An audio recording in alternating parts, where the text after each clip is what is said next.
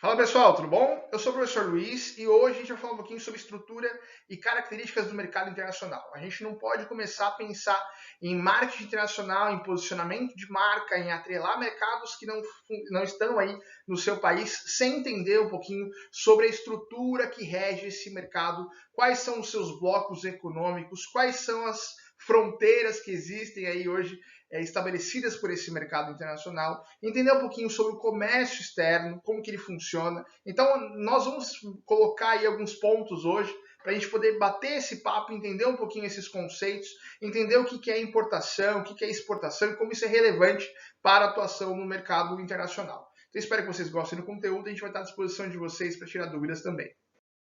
Partimos então da definição de comércio internacional ou comércio externo.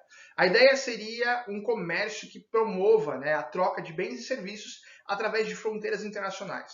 Na maioria dos países, a grande porcentagem desse valor desse comércio ele entra no PIB, no Produto Interno Bruto, né, do país, e tem aí uma relação muito grande com a história da humanidade, porque de fato esse comércio, além das fronteiras, ele permitiu aí que nós tivéssemos uma grande integração entre a economia, entre as pessoas, entre as políticas e veio crescendo aí nos últimos séculos com avanços que aconteceram aí por diversos fatores que aconteceram para todo mundo, como por exemplo as guerras que aconteceram aí,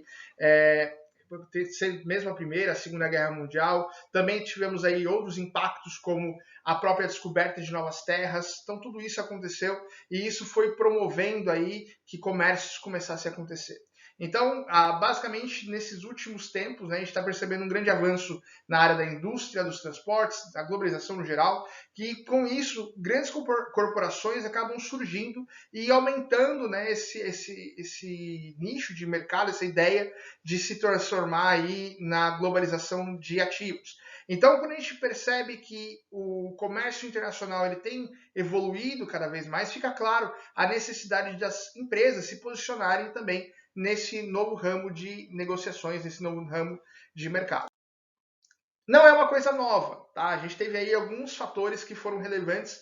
A primeira, que eu acho que é interessante vocês já conhecerem, foi a Rota da Seda, uma rota que foi utilizada aí por grandes navegadores, inclusive Marco Polo foi um desses grandes navegadores que conseguiu abrir um grande comércio aí entre o Oriente e o Ocidente. Então a ideia seriam rotas que aconteciam pelo mar ou pela terra, que permitiam que caravanas levassem ali algumas especiarias, levassem os seus produtos no geral para poder ser comercializado em outros locais. E isso durou e perdurou por muitos e muitos anos. E a ideia da Rota da Seda foi justamente trazer aí possibilidades do comércio entre Oriente e Ocidente. Então a gente percebe que o comércio internacional não é uma coisa nova, foi ele que aproximou culturas, criou vínculos e assim a gente teve aí uma globalização acontecendo desde a Idade Média. Depois da Segunda Guerra Mundial aconteceu de fato o pontapé aí para grandes blocos econômicos surgirem. Então a gente passou aí a ter uma economia baseada nas economias dos outros países, uma economia fiduciária, e aí surgiu-se então grandes blocos que tinham a ideia de permitir que o comércio fosse mais interessante para ambos os lados. Né? Então, existia aí no final da Segunda Guerra Mundial, os Estados Unidos tinha aí 80% da reserva de ouro, porque eles vendiam armas, enfim, para os lados da guerra. E aí ele acabou se transformando num país que tinha uma concentração muito grande de renda e de fortuna. E aí, a partir dali, se surgiu algumas ideias para que pudesse equilibrar essa balança. E um desses blocos aí que surgiu foi a própria União Europeia, que teve aí essa ideia de enfrentar os Estados Unidos ali como a concorrência a ser batida, né? Então, a partir dali você percebe que alguns blocos foram surgindo para fortalecer aqueles países e a partir dali eles começarem a serem competitivos também no mercado internacional. Quando a gente fala sobre comércio internacional, a gente tem que pensar que o comprador ele é um importador e o vendedor ele é um exportador. Então a gente tem que ter essa mentalidade logo de cara, porque quando a gente trabalha dessa forma, fica mais claro de entender alguns parâmetros que são importantes e relevantes nesses posicionamentos. O primeiro deles é que cada país tem as suas leis, né, suas leis internas. Tem os seus parâmetros que são trabalhados aí durante todo o percurso, né, todo o seu regimento, e por ter leis internas, os países eles têm aí algumas autonomias que acabam sendo deixadas de lado por tratados internacionais. E geralmente os tratados de livre comércio são os tratados que são soberanos às leis locais de cada país. Existem parâmetros legais do direito internacional e também existem diversas possibilidades de produções e de mercados. Com isso, a gente tem uma vantagem comparativa de produzir com menor custo e uma maior qualidade, uma maior produtividade de um produto. Então, qual que é a ideia? Né? Seria os países se especializarem cada um num segmento ou em alguns segmentos em que tenha um custo de produção que seja mais baixo e consiga, a partir dali, exportar de forma mais fácil. E aquilo que ele não tem uma produção tão forte, ele importa de outro país que tem mais facilidade nessa produção. E aí você tem aí um conjunto, né, um desenho de um mercado funcional acontecendo aí no mundo todo. Isso é importante também deixar claro, porque nenhum país é autossuficiente em tudo. Ele exporta o excedente e importa o que é necessário. Isso tem que ficar claro na cabeça de vocês hoje, porque de fato toda a ideia, toda a concepção de você internacionalizar uma marca, um produto, é justamente nós tirarmos o excedente, aquilo que está ocioso no mercado nacional, e colocar isso à disposição do mercado internacional.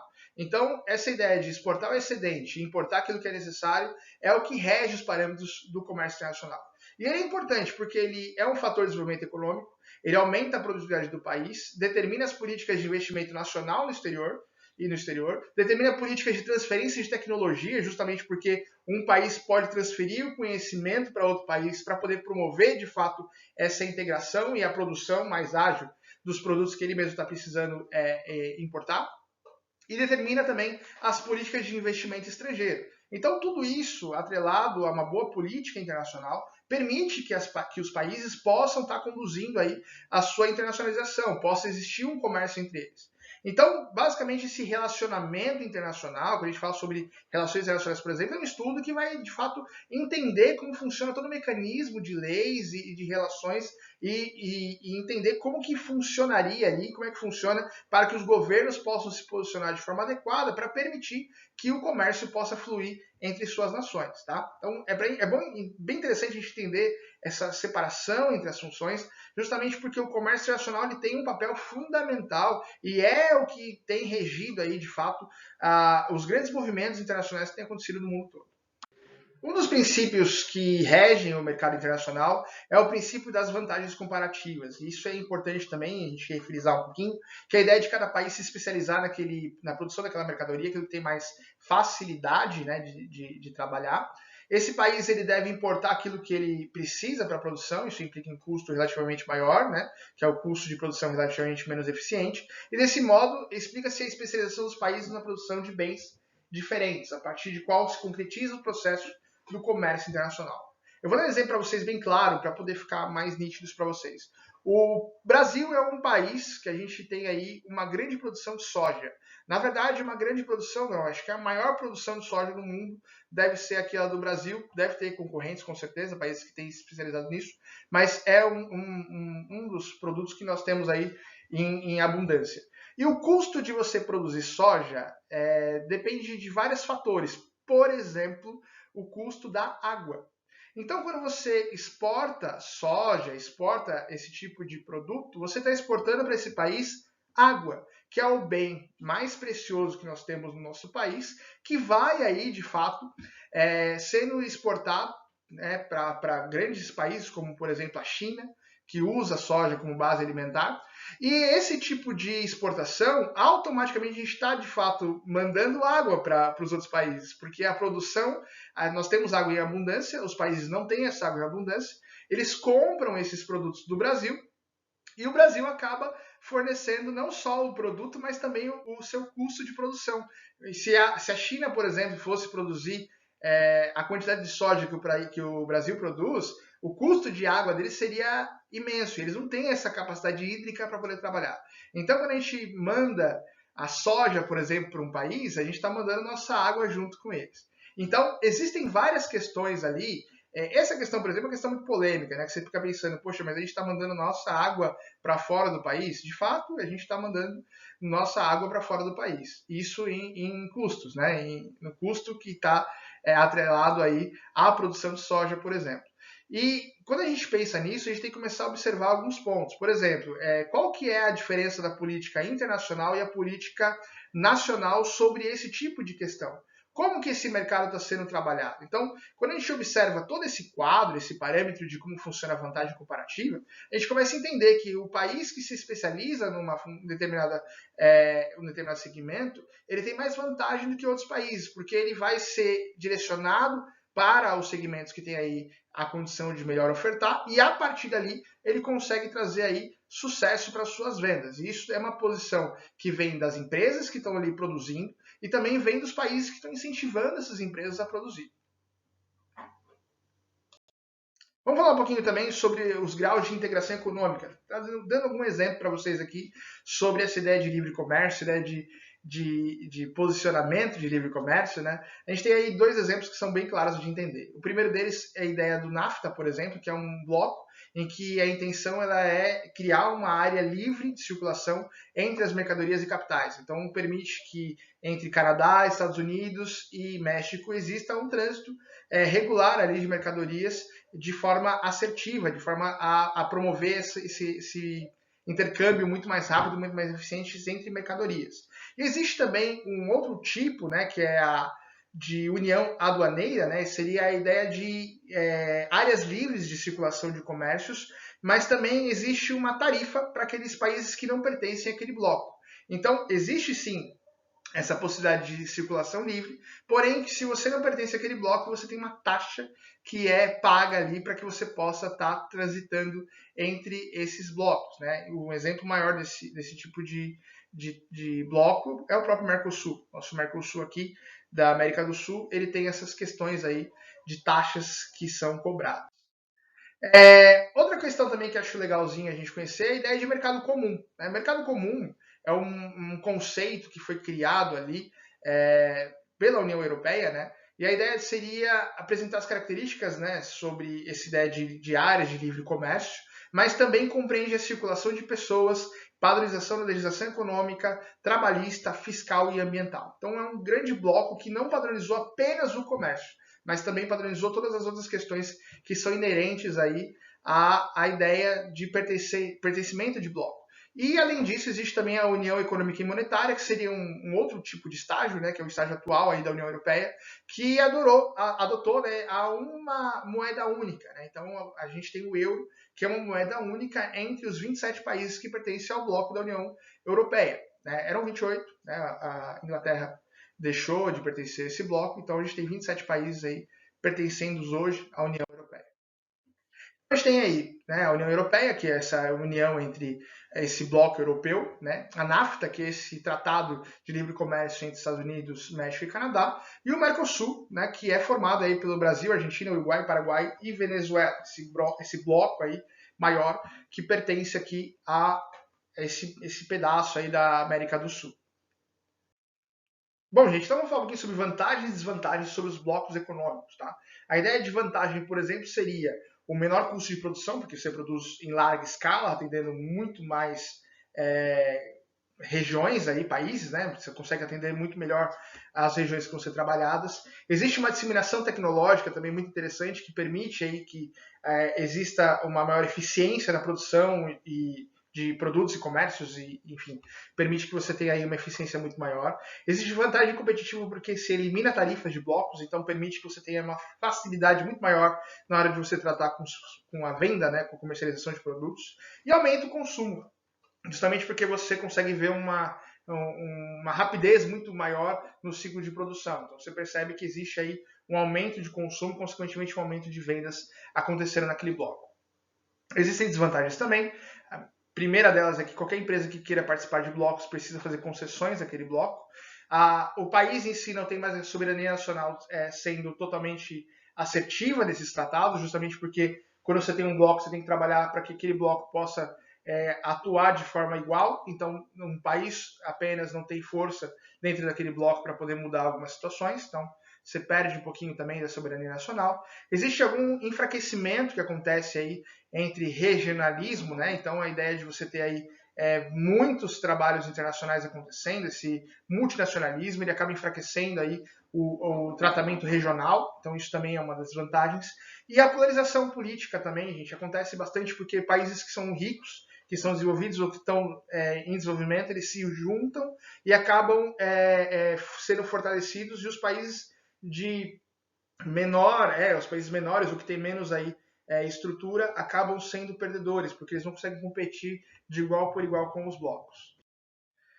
Formas de atuação no mercado internacional. A gente tem algumas formas que você pode tratar no mercado internacional. Entre elas, nós temos a exportação, parcerias empresariais, acordos de cooperação comercial e industrial, licenciamento, alianças estratégicas internacionais, joint ventures e investimento direto. São as formas que você pode tratar no mercado internacional. Exportação, por exemplo, é a operação de remessas de bens e serviços nacionais ou nacionalizados para um outro território aduaneiro, após cumprir exigências legais e comerciais, gerando entradas de divisas. Então, a ideia da exportação seria você permitir que um produto seu chegue para um país que tenha necessidade. Por que isso é importante? Por que exportar? Então, a gente tem aí a questão da necessidade de operar em mercado de volumes, pedidos casuais de importadores, dificuldades no mercado interno, melhor aproveitamento das estações, possibilidade de melhores preços, melhor programação da produção e prolongamento de vida de qualquer produto. Então, tudo isso são características, que nos trazem aí os motivos de trabalhar com a exportação. Temos duas formas de exportação. Nós temos uma forma que é a forma direta, que é do fabricante ao consumidor, sem intermediário, e a forma indireta, que tem aí um intermediário no meio, que acaba recebendo aí taxas por conta dessa importação que é feita, essa exportação que é feita. Então, formas de exportação direta, nós temos aí os departamentos ou divisão interna de exportação, filiais ou subsidiárias das vendas no exterior, vendedores viajantes de exportação e distribuidoras ou agentes exteriores, no exterior. A ideia de pessoas que pertencem à sua empresa que vão estar atuando aí nesse mercado para poder facilitar essa ideia aí de exportação. Então, temos também a importação por intermediários. Então, seria o exportador do próprio país, compra a mercadoria do fabricante e exporta. Agentes exportadores do próprio país, que procuram compradores e fecham negócios à base de comissão. A ideia de cooperativas, que exporta em nome de vários fabricantes. E aí, empresas de administração de exportação, que seria uma empresa que vai administrar exportação cobrando taxa por conta desse serviço que está sendo operacionalizado. Nós temos a ideia de licenciamento, também uma forma de você atuar também no mercado internacional. O licitador faz um acordo com a empresa estrangeira permitindo o uso de processos de produção, marca, patente, segredo comercial ou qualquer item de valor mediante o pagamento de uma taxa ou de royalties. Então, a ideia é de que você trabalhe com a parte dessa empresa. Então, a gente trabalha com esse licenciamento entre as empresas que vai facilitar, de fato, esse avanço aí naquele país de origem. O venture seria uma forma de trabalhar com sociedade, que se propõe controle ali, compartilhados entre os sócios. Então, seria uma outra maneira em que uma empresa estrangeira acaba vindo e pegando ali e trabalhando de forma associativa entre as empresas, geralmente trabalhando aí com o mercado aberto. Então, você pode comprar parte de uma empresa, aí, uma sociedade anônima, por exemplo, e a partir dali você consegue fazer um controle junto com os sócios. É uma das formas também de atuação no mercado internacional. Investimento direto seria a empresa estrangeira comprar parte ou totalmente a empresa que existe ali naquele país e, de fato, construir suas próprias instalações e, a partir dali, se estabelecer naquele país. Então, a ideia de investimento direto também existe e permite que você não seja sócio, que você seja dono em si de uma empresa em outro país. Bom, gente, são características que são interessantes. Eu acho que a gente conseguiu entender um pouquinho o que é o comércio internacional, como funciona esse mercado, e fica claro que se a empresa precisa se posicionar de forma séria dentro do marketing internacional, ela precisa respeitar algumas condições já pré-estabelecidas, precisa entender de fato como que funciona a organização daquele país de origem, precisa entender como que funciona a distribuição desses recursos, como funcionam as políticas e leis internas e externas, para que ela possa, de fato, se apropriar aí de um novo mercado, de uma nova demanda que esteja em crescente aí, que esteja surgindo. Então, espero que vocês tenham gostado da aula de hoje. Qualquer dúvida, a gente está à disposição de vocês. Forte abraço e até a próxima aula.